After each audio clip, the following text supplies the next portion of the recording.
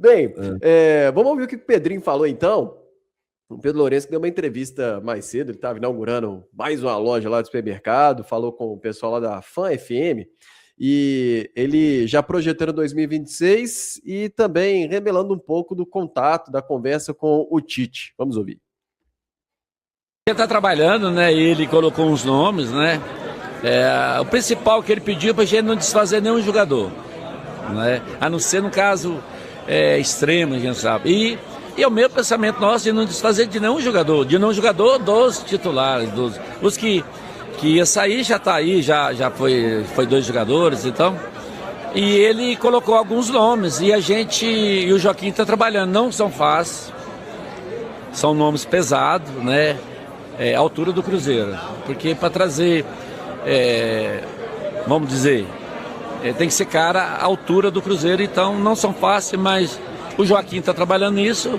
Eu não sei se é antes do Natal, mas que vai vir gente, vai vir, e gente de peso que nós vamos trazer. Você acha, o Valor, que o Cruzeiro acaba mudando o perfil, ou deve mudar o perfil de contratação com a chegada do Tite agora? Então, o Joaquim Pinto ele estava indo para um caminho e agora talvez, não é que vai mudar completamente, mas nesse momento o perfil pode ser alterado? Sinceramente não, Léo. Sinceramente, até porque o Cruzeiro ele procura primeiramente atender os jogadores que chegam. Eles não chegam apenas para atender os anseios do técnico, né? O Cruzeiro tem um departamento de futebol, um departamento de scout para trabalhar características também, porque a gente vê muitos clubes, né, que vão numa direção onde o técnico vai fazendo ali a sua caixinha de pedidos. Aí, no meio do caminho, quando esse técnico vai embora, o clube muitas vezes não sabe o que fazer com esses jogadores. Às vezes jogadores muito experientes, às vezes jogadores que atendiam só uma determinada característica de jogo daquele técnico. Eu acho que já casa com o caminho que o Cruzeiro tenha. Óbvio que o Tite, pelo conhecimento que tem de futebol, já tem identificado algo que vá também casar com a identificação do departamento de futebol do Cruzeiro, e pode falar nomes, não só pode, como deve. Mas é importante a gente dizer que o Joaquim Pinto, até na entrevista que deu aqui a Samuca TV, foi uma coisa que parte da torcida do Cruzeiro colocou na cabeça muito mais do que ele falou. Aliás, ele nunca falou. Quando chegaram a chegada do Arroio, do Cauã Moraes e também a chegada do Rian, muito torcedor do Cruzeiro falou: agora o Cruzeiro só contrata jovem com potencial de desenvolvimento. Não é verdade. O Cruzeiro traz o Sinisterra, que é um jogador tarimbado, que vem para o Cruzeiro muito por conta do momento de carreira que está passando. É um jogador que, particularmente, eu creio que o Cruzeiro vai conseguir recuperá-lo. Mas nunca se falou apenas: o Cruzeiro não vai trazer jogadores mais experientes, jogadores de peso, como disse o técnico Tite. Isso foi uma coisa que, repito, boa parte da torcida colocou na cabeça e levou isso para ganhar, para disputar Libertadores, tem que trazer esses jogadores, mas a diretoria do Cruzeiro não vai nesse caminho. Isso já foi desmentido, inclusive, pelo próprio Joaquim Pinto. Então, eu não vejo que é porque o Tite chegou agora, a gente vai mudar os planos. Não, podem existir adaptações de nomes, mas tudo vai ser muito bem discutido, sabe? O Tite ele está chegando para fazer parte de um projeto e não chegando para mudar um projeto. É porque às vezes a gente pode ficar com a impressão de acontecer, no caso do Tite, o que aconteceu na chegada do Jardim. Hoje o Tite está chegando com a terra plana, o solo fértil. Ele pode até não querer usar uma determinada parte do lote, mas só tem coisa boa, essa que é a verdade. Porque alguém fez o trabalho sujo, e esse alguém não está mais no Cruzeiro. O Leonardo Jardim com o Joaquim Pinto. Então, sabe, tudo são encaixes que vão acontecendo. Eu acho que é muito mais uma adaptação do Tite ao projeto Cruzeiro do que o projeto do Cruzeiro, a partir de agora, mudar por conta daquilo que tem em mente o Tite. Eu acho que tem... Eu falo muito sobre isso lá no meu canal, que tem uma idade, né? Às vezes para alguns clubes que têm menos potencial de investimento, que nem é o caso do Cruzeiro, mas times de realmente pouco investimento, ou ele compra um moleque, ou ele pega um moleque muito novo para desenvolver, e aí estamos falando de muito novo até 21, 22 anos no máximo, ou o cara em fim de carreira, né? 33, 34 mais 30, e acaba ficando um time meio a corda muito esticada, né? Ou o jogador é muito mais veterano, ou é um moleque que tá aprendendo o que é ser profissional ainda. E no fim, cara, para você conquistar título na Série A do Campeonato Brasileiro, no Libertadores, etc., Copa do Brasil, você precisa de jogadores que estejam ali entre os seus 25, 31 anos de idade, voando fisicamente, bem fisicamente, claro, complementando de alguma outra maneira. Eu falo isso, cara, se você pega o Flamengo dessa temporada, você tem um Rossi com quase 30 anos de idade, Léo Pereira, Léo Ortiz, nenhum jogador veterano, né? Varela, Léo Pereira, Léo Ortiz. Rossi, Varela, Léo Pereira e Ortiz. Aí você tem um veterano, que é o Alexandro, outro veterano, que é o Jorginho, um outro cara dentro desse cenário que eu falei, que é o Pulgar. Aí você vai ter o Arrascaeta, que também tá dentro desse cenário ainda, 31.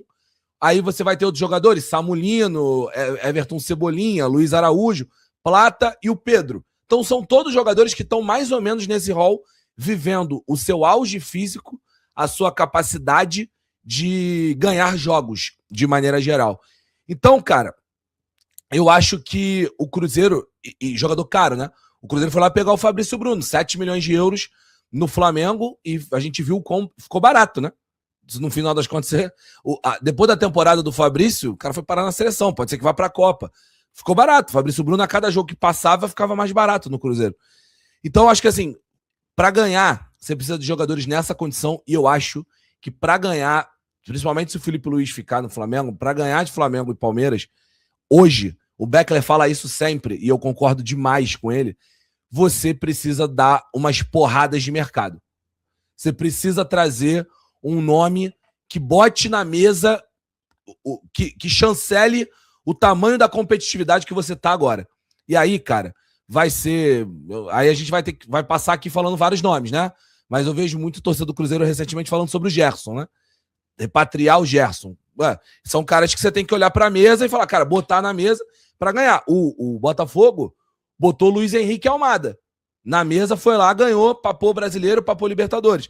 Cada vez mais isso é necessário. E o Cruzeiro tem poder de investimento. É claro que tem que ser saudável, não dá para ser fora da curva. Ah, mas o Pedrinho é bilionário. Tá, mas a operação Cruzeiro precisa ser saudável, precisa ser controlada, mas tem poder de investimento para botar na mesa, para trazer um grande cara, dois grandes caras para poder ter uma competitividade melhor. Só lembrando que além da RJ, o Cruzeiro tem uma dívida milionária com a União, né? O Cruzeiro foi expulso do Profut por conta de não comparecer com os pagamentos, e o Cruzeiro esteve próximo, quando o Ronaldo assume ainda a SAF, o Sérgio Santos Rodrigues estava em atraso a última parcela que iria significar falência do Cruzeiro. O Ronaldo assumiu isso também, trouxe isso para dentro do pacote da SAF. Então, assim, o Cruzeiro ainda tem muito o que pagar, não quer dizer que está proibido de investir. Eu só penso assim, não tem problema fazer investimentos mais importantes em jogadores, mas eu só não acho que o Cruzeiro deva se desviar do caminho de continuar investindo muito na categoria de base, porque o Cruzeiro times que às vezes tentam em um ano acompanhar o fôlego, entre aspas, nos gastos financeiros de Flamengo e de Palmeiras, se dão mal. Podem até bater campeão, mas se dão mal depois, se não tiverem um plano. O que eu não quero só é que o Cruzeiro não largue o plano atual de futebol que ele tem hoje em dia. Não tem problema. Sei lá, trazer 3, 4 jogadores pontuais, muito fortes. Para subir o nível do Cruzeiro, de fato. Eu concordo com os amigos completamente. O que eu só espero que não aconteça, e hoje com o Joaquim Pinto no departamento de futebol, eu tenho essa convicção de que isso não acontece, você vai lá um ano, acelera, não igual, é impossível acelerar igual Flamengo e Palmeiras nos investimentos, mas você dá aquela, né? A gente tem um exemplo aqui, em Belo Horizonte, em 21, foi lá, acelerou, em 21, conquistou quase tudo que podia conquistar, mas não tinha planejamento de futebol nenhum. Não é o caso do Cruzeiro. O Cruzeiro hoje tem.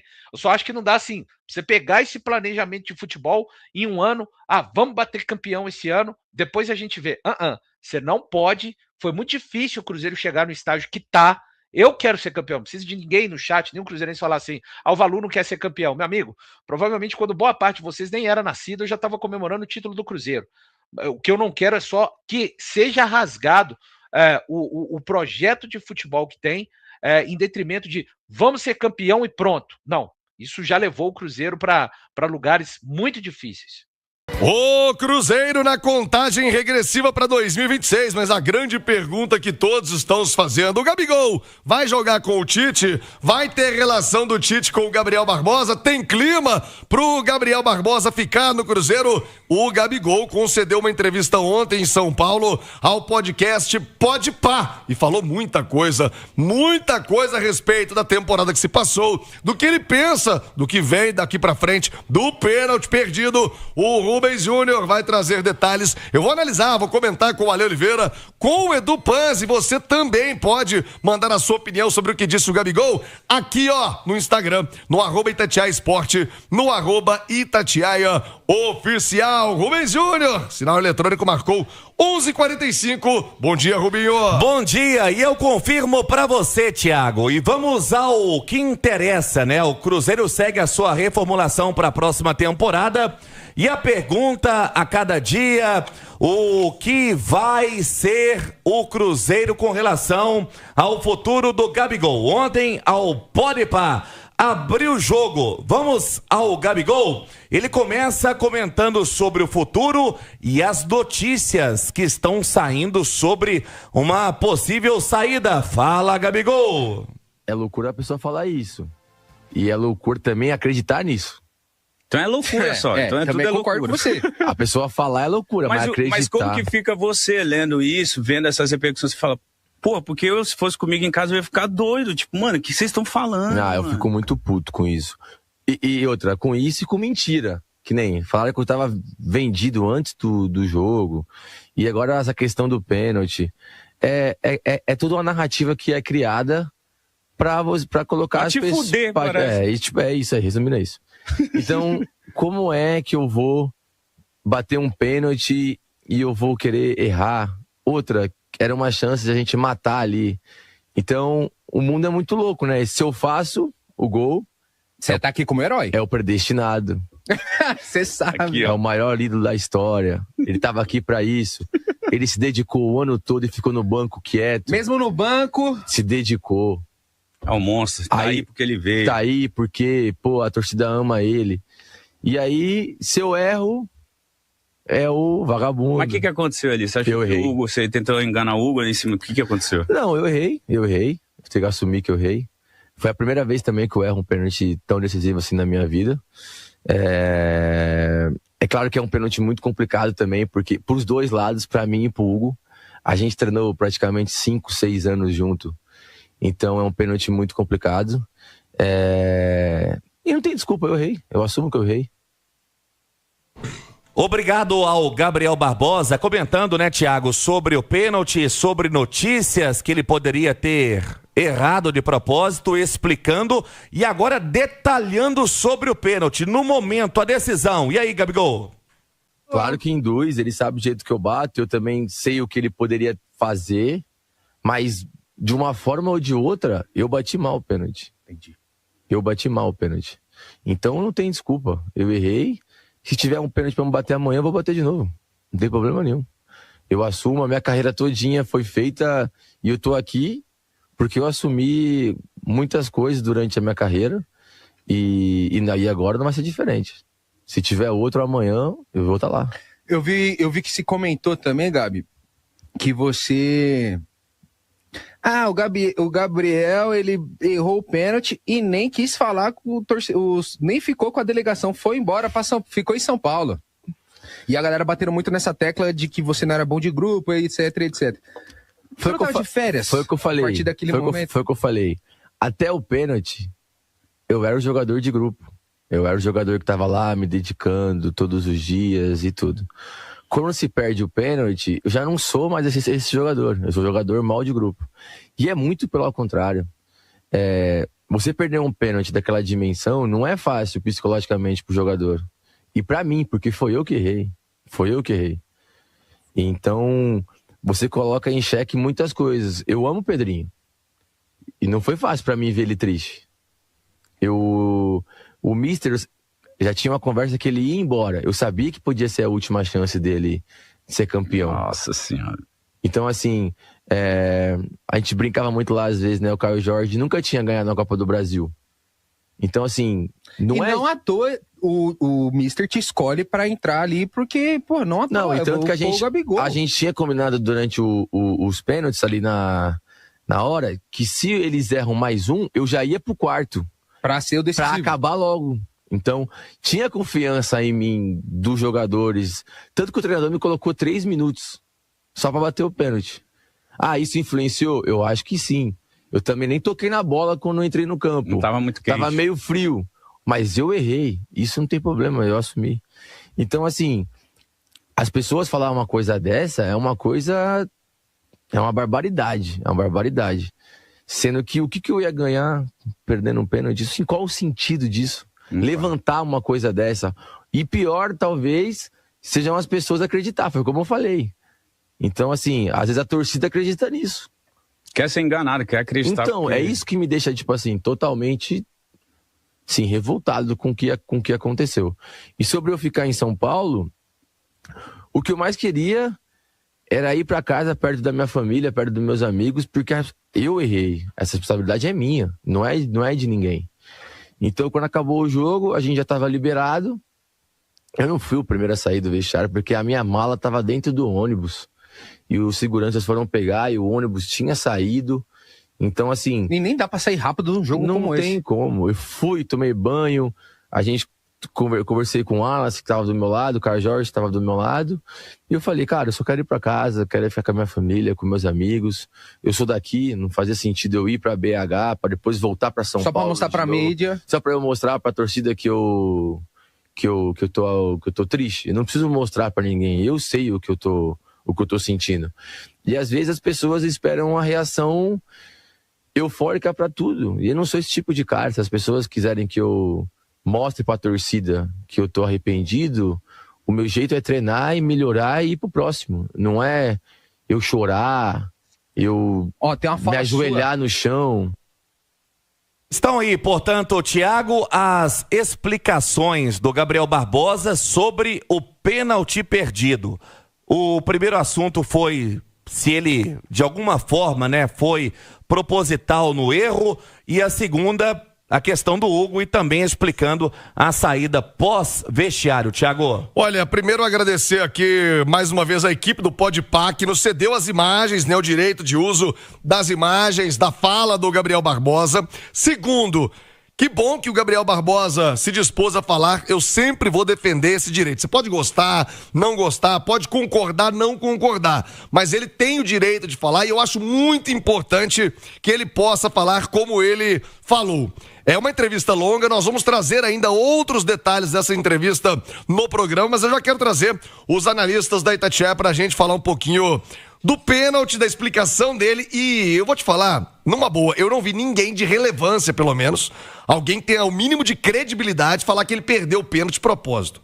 Porque é óbvio que isso é um delírio completo alguém achar que o cara vai lá, um profissional, bater um pênalti de propósito pra errar, pra ferrar com o grupo inteiro, pra ferrar com quem paga o salário dele, pra ferrar com a torcida inteira. Então, eu não vi, repito, ninguém que tenha o mínimo de crédito achar que ele bateu de propósito. Mas a torcida falou, ok, a torcida tem todo direito, fala o que quiser na rede social, na sua página, mas não vi jornalista, alguém que tem o mínimo de credibilidade suscitar essa ideia de que ele poderia bater o pênalti errado de propósito, né? Propositalmente desperdiçar a cobrança do pênalti. A outra questão é o fato da maneira como que ele sai do vestiário. Isso foi filmado pela equipe da Itatiaia, outras equipes que estavam em São Paulo, a maneira com que ele saiu. Inclusive a repercussão sobre o grupo, o Rubens Júnior, você pode me confirmar. No dia seguinte veio a informação de que alguns jogadores, inclusive, deixaram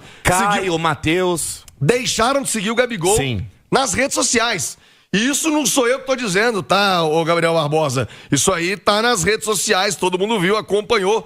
pessoas ligadas a você, do seu grupo, e hoje a rede social é um sintoma disso, querendo ou não, que pararam de te seguir. E isso, obviamente, vai suscitar essa discussão do ambiente daqui por diante. Ele vai falar, inclusive, sobre a chegada do Tite. Mas